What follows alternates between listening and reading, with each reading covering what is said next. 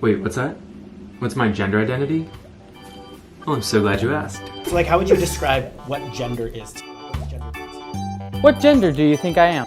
We have no understanding of what gender really is. The gender unicorn. Quantum physics has really helped me understand my queer identity. I don't identify with a gender at all. Am I a boy? Yes. Or a girl? No. I'm a triracial cisgendered girl fag. Okay. It's a girl! Well, actually, it's more complicated than that. The easiest explanation is that your gender identity is simply your gender. It doesn't matter. That is your gender expression. A gender identity revolution. This might blow your mind, but sex and gender are two different things. What? I know, mind blown. The way your body looks on the outside is only part of the story. Wait, you like princesses? That is cis privilege.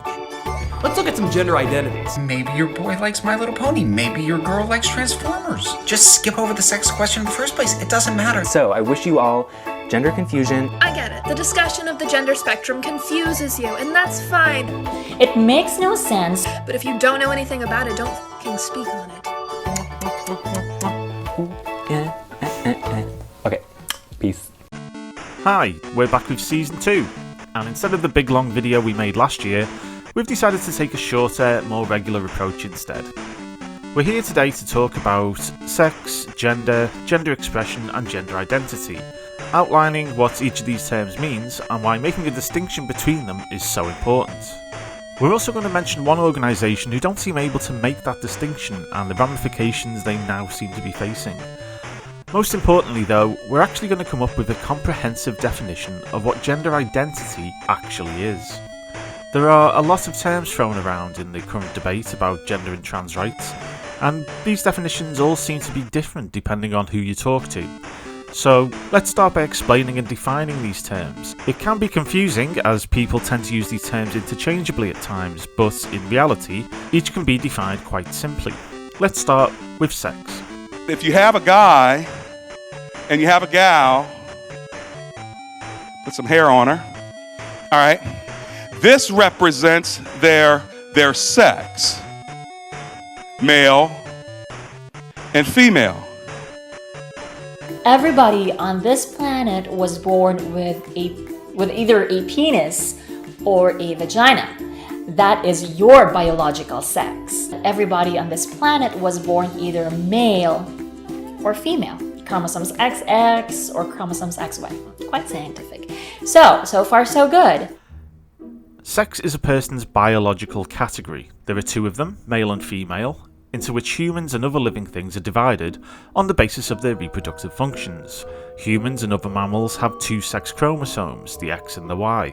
Males have both X and Y chromosomes in their cells, while females have two X chromosomes.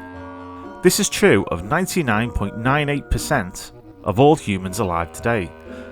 The other 0.02% have disorders of sex development, commonly known as intersex conditions. These disorders of chromosomes occur within each sex distinctly, so the male-female binary still holds up. We've spoken about this previously, so go check out that video if you want to know more. A human male is called a man and has male reproductive organs, and a human female is called a woman and has female reproductive organs. Along with pretty much all of the world's animals, it's the female who gives birth. In fact, it's only male seahorses and their very close relatives where the male can be said to become pregnant and give birth. In mammals, males don't give birth at all. There are naturally differences between the sexes, with men more likely to be taller, with larger heart and lung capacity, much greater upper body strength, etc. Women are more likely to be shorter, have larger livers and kidneys, and have much higher levels of the hormone estrogen. This is all basic biology, and most people can intuitively grasp these differences between the sexes, even at a very early age. Sex also leads us to sexuality, the attraction people have to others. There are three main types of sexuality, all based on a person's sex, as well as a fourth category that some people wish to include. These are attraction to the opposite sex, known as heterosexuality, which makes up over 90% of all human sexuality. Attraction to the same sex, known as homosexuality. and attraction to both sexes, known as bisexuality. Heterosexuals are often called straight, homosexuals lesbian or gay depending on their sex, and bisexuals often called bi. The fourth category is asexuality, which, strictly speaking, is a misnomer, as asexual as a term really refers to species which can self-reproduce, such as spores, moulds and fungus. Some people, however, use it to refer to people with no sexual attraction to others, although this isn't really a sexuality, but rather a lack of sexuality. But we'll add them here to stop people kicking off in the comments section. So that's sex and sexuality, all pretty easy to follow. Next up is gender, and it's where things start to get a bit more confusing. There's a difference between one's sex and one's gender. You're talking about masculinity and femininity. Femininity. There you go. It's another sexy sliding scale. We're going to take 2 minutes to talk about gender. Oh, this has nothing to do with me. Well, actually, gender does have to do with you. Not to me. Hold on. Everyone has a relationship with gender. How you were named, what clothes you wear, expectations about what jobs you can do, and you get the point. We had disagreement. Nobody could really agree. Everybody was saying both. Why? Because when it comes to masculinity and femininity, it's impacted by culture. Gender, as a general term, is really all about how masculine or feminine a person might be. This is a spectrum based on certain gender traits. Masculine traits are often seen to be more aggressive, dominant or less emotional, while more feminine traits often include being more gentle, more verbal, and much more empathetic. These are, of course, generalisations of what gender traits are thought to be, and we'll explain this a bit more later on. But here we have the beginning of a problem, as the word gender is often used interchangeably with the word sex. This may be due to some people just not liking the word sex, with all its naughty implications. Gender, a spectrum from masculine to feminine, is based on stereotypes of behaviour and leads to stereotypical gender roles and occupations. Obviously, men and women can and do work in different job roles, but in general terms, the more aggressive or dangerous occupations are traditionally considered to be masculine, while the more caring or nurturing roles are considered more feminine. You don't have to agree or disagree with this, it's just a fact, based on years of stereotypical thought and societal norms. Before health and safety laws, many jobs were very dangerous, so it made sense for men to take those roles on, and for women to stay at home and look after the children. Obviously, this would now be considered an outdated and sexist notion, but the stereotypes remain for the large part. However, there have always been people who did not conform to those stereotypes. This leads us to gender expression. Everyone's allowed to have their own relationship to gender. Why? Because there's no one way to express masculinity or femininity. That's for you to decide. And Fred Armisen there is right, there is no right or wrong way to express yourself. If a man is considered to be masculine and a woman considered to be feminine, either in their profession, outlook, mannerisms, clothing, etc., then they would be considered to be gender conforming. Their gender expression, how they chose to show their levels of masculinity or femininity, would be based on that spectrum and those stereotypes. Those whose gender expression did not match those stereotypes would be considered gender non-conforming, and there are plenty of people throughout history who would be considered this way. The fact is that, as gender is a spectrum, anyone, male or female, can sit anywhere on that line. We now have a society where people are pretty much free to express themselves as they want, at least in the UK that is, perhaps not everywhere in the world. So that's gender expression, wherever a person sits on that spectrum and chooses to act, dress or perform. It's tied into sexuality to some degree, but doesn't have to be connected. There are plenty of gender-conforming and non-conforming people of every sexuality, but it's important to remember that it's based on gender stereotypes, many of which are now seen as outdated. So far, so good. Any person can have any sexuality and any gender expression, which is cool. Until gender identity comes into the mix, that is. So gender identity is that internal little voice, that internal sense of knowing. It's just what your gender is. There's not a great way to describe it. The easiest explanation is that your gender identity is simply your gender. Gender identity is basically what you just know that you truly are, because you can just feel it.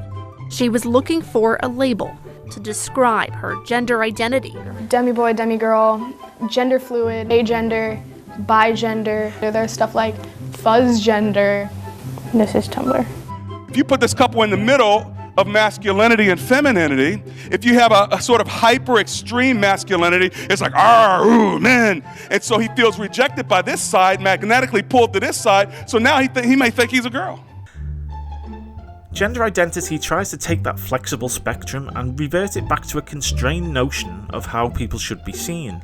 Rather than accepting that gender nonconformity is a viable and intrinsically human trait, or that gender stereotypes are outdated, gender identity extremists put a great big fat fucking line right through the centre of it all.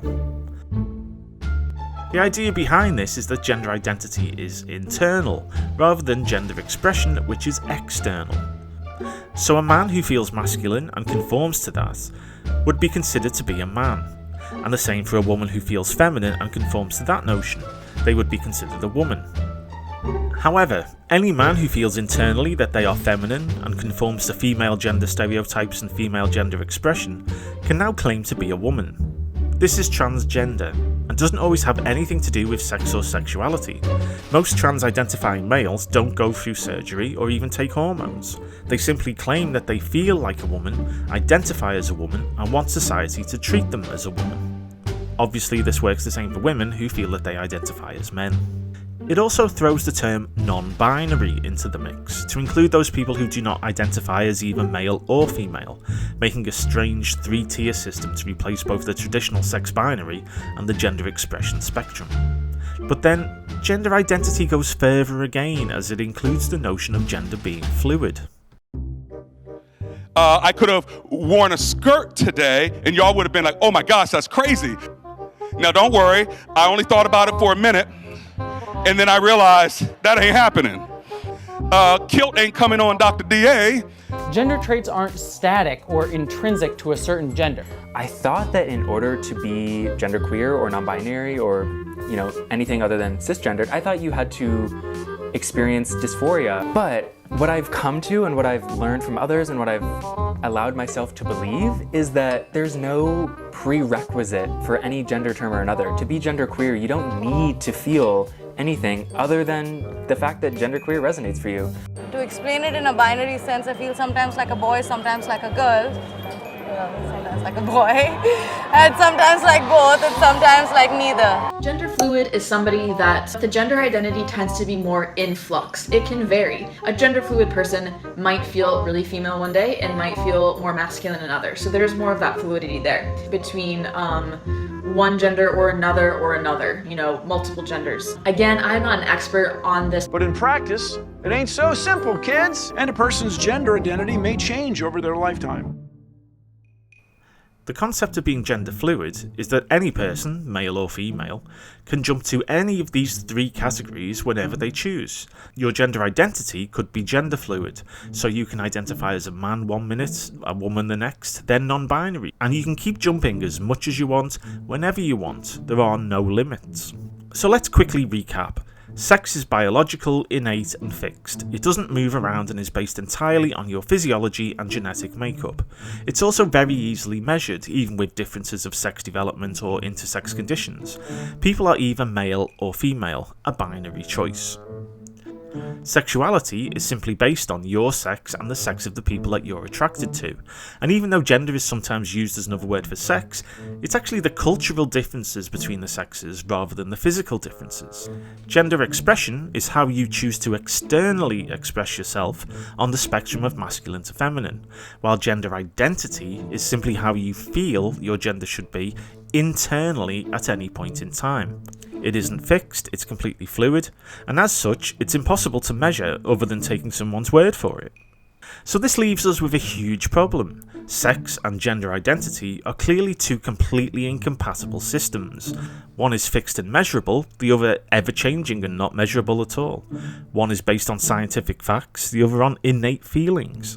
Now this might not necessarily be a problem at all. Lots of things in society seem incompatible yet coexist perfectly normally. For example, James Corden is described as a comedian, but society understands that absolutely nothing about the man is funny. You're dick, mate!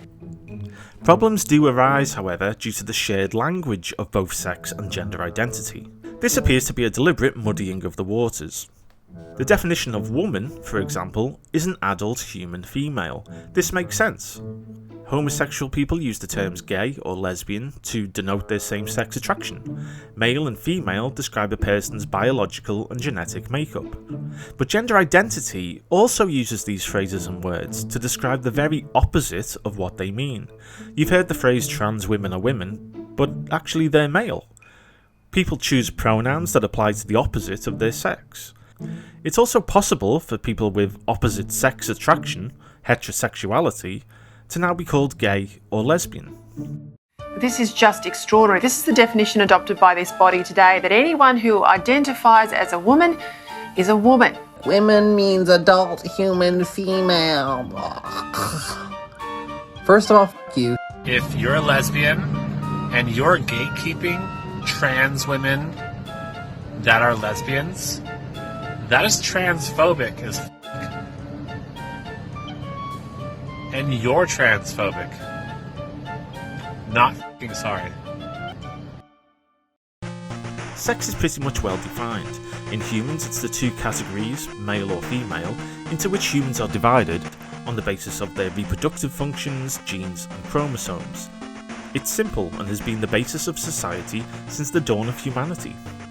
We've researched a lot of different videos and blogs trying to explain what gender identity actually is, and no one seems sure, even trans people themselves. This is bizarre, as you'd think that anyone trying to start a gender identity revolution would be able to say exactly what they mean, but they can't. It's always summed up as either just what you feel or just your gender, but actually it's way more complex than that. We've analysed the academic definitions, the layperson's terms, the pseudo-scientific explanations, and we think we finally got a true definition of gender identity. Drum roll, please. Gender identity is the unmeasurable and shifting notion of what a person thinks they may feel at any specific moment in time about a fluid and changeable concept that either correlates with or denies their innate biological sex, or alternatively corresponds with that person's estimation of their opposite sex, predicated on their own personal perception of a stereotypical, yet ultimately unknowable and reductive abstraction of an assumption of that sex, for which they have no frame of reference to even begin to understand. Okay, that's quite a lot to take in and makes us sound a bit like Judith Butler, so let's break that down. Gender identity is an objectively unmeasurable notion that can shift and change. This is because there's no way to know what someone else is thinking, and they can think whatever they want, whenever they want. We've already heard how gender identities can be fluid.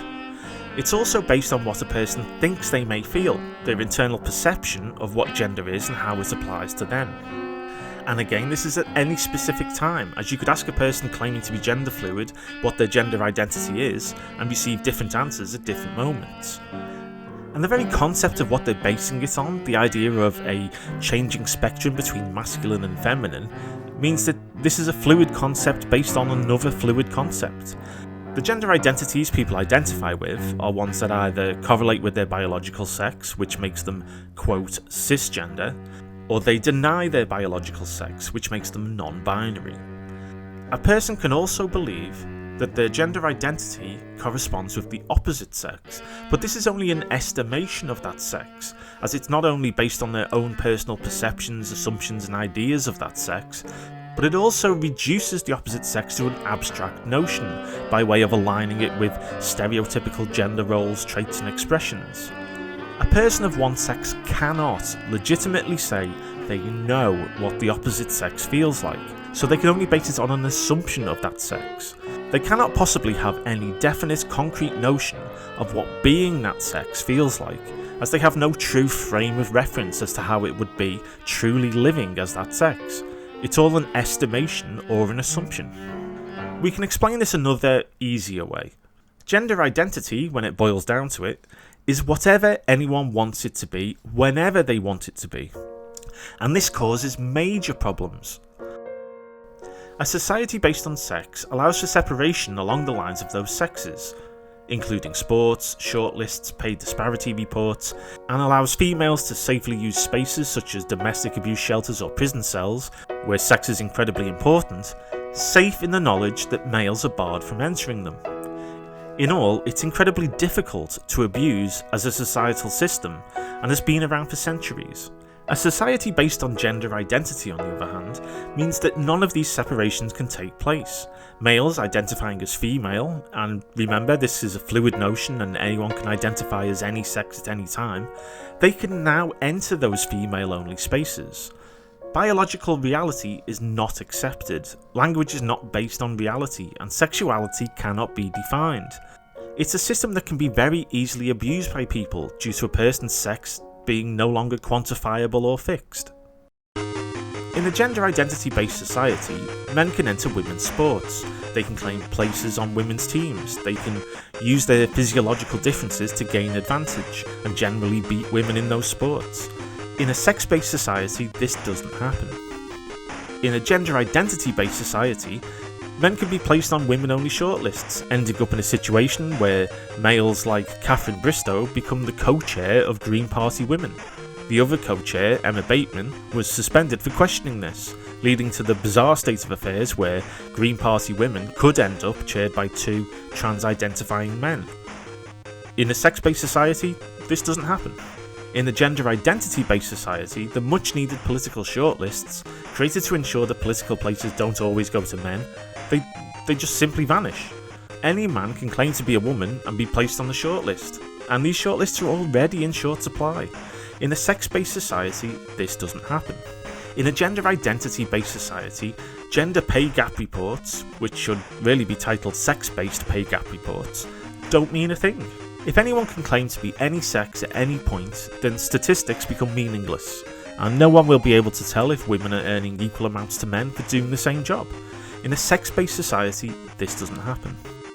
In a gender identity-based society, women lose their rights to sex-based spaces, including changing rooms and bathrooms. And yes, this issue gets raised a lot, but it's incredibly important. The majority of reported sexual assaults at swimming pools, just as one example, take place in unisex changing rooms. But even when the changing rooms or bathrooms are male and female, men can still argue that they are female, leading them to entering women's safe spaces. In a sex-based society, this is far less likely to happen. In a gender identity-based society, men can be placed into female-only prisons, prison cells, hospital wards, rape crisis shelters, and pretty much anywhere that women need safe, sex-segregated spaces of their own. This can easily be abused by bad actors looking to take advantage of this to gain access to vulnerable women. In a sex-based society, this doesn't happen. In a gender identity-based society, language becomes meaningless. As an accurate descriptor of a person, their reported sex becomes distorted to such an extent that the opposite of what is being written is the truth. In a sex-based society, this doesn't happen. In a gender identity-based society, biological reality is not accepted. Activists fight all the time on social media and elsewhere to try and change reality, claiming that women can have penises and men can have vaginas and give birth, often becoming very abusive when questioned over this belief. In a sex-based society, this doesn't happen. In a gender identity-based society, sexuality can't be defined. In fact, it becomes problematic. Even the charity Stonewall, originally set up to fight for lesbian and gay rights, now seems entirely unwilling to define what homosexuality actually is. They call it a medical term and claim that it's a sexual orientation towards someone of the same gender. This mental gymnastics is performed by them just to ensure that a person's gender identity remains more important than a person's sex. In a sex-based society, this doesn't happen.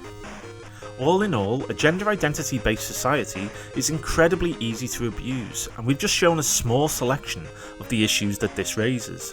It impacts on a lot of areas, not just around women's sex-separated spaces or sports, but it also impacts on things like child safeguarding, medical safety, accurate statistics, and fairness. In a sex-based society, this doesn't happen. So the question is, do you want a society based on sex, or one based on gender identity? Because you can't have both. They can't coexist. Now, we're not saying that you can't advocate for a gender identity-based society, you absolutely can. However, if you do, the onus is on you to explain how this change will affect society. The onus is on you to explain how safeguarding will work. The onus is on you to demonstrate that people won't abuse this system.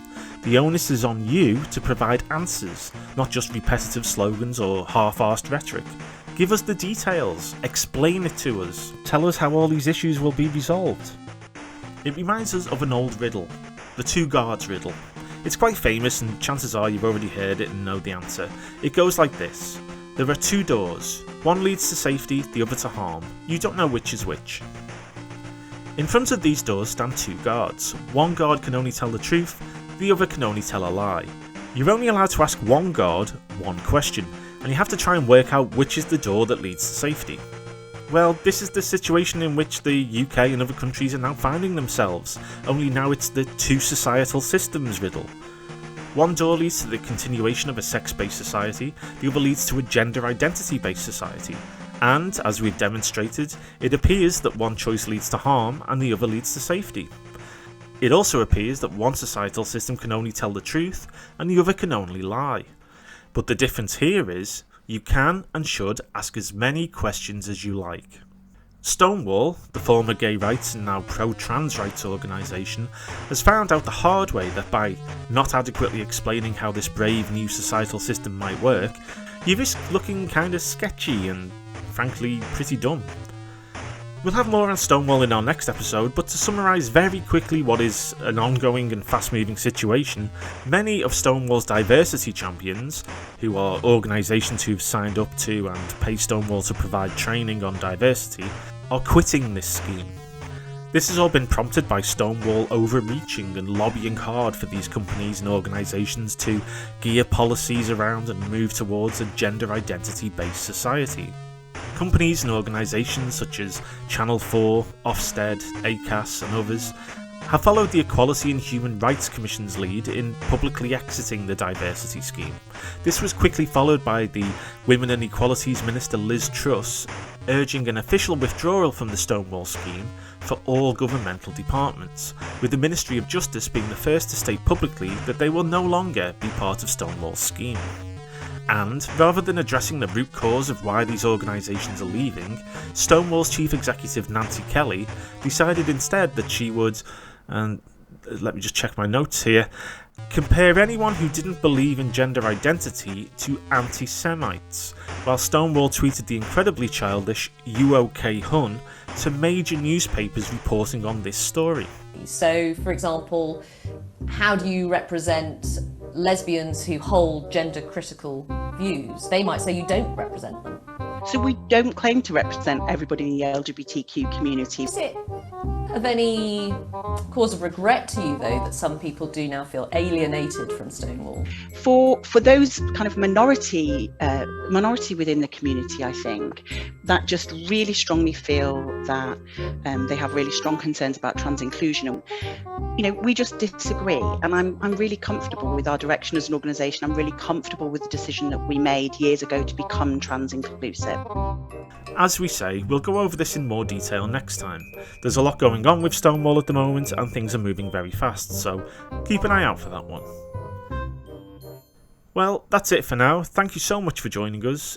If you liked what you saw, please click on the like button. Hands up, who likes me? Ring the bell thing. And please subscribe. That way YouTube thinks it's a good video and drops it into more people's timelines. You can sign up to become a Patreon member and get some cool stuff, and you can find us on Twitter. We did have a coffee page, but it was targeted by gender ideology activists and has been under review for the past year, so don't bother with that. In the unlikely event that you do want to sling us a few quid for making these videos, you can donate via PayPal. It keeps us in tea and biscuits while we edit these things together. Thanks again, and we'll see you all next time.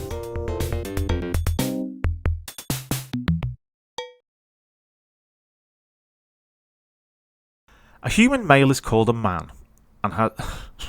fuck's sake. A human male is called a man, and has... I can't believe that we have to take this.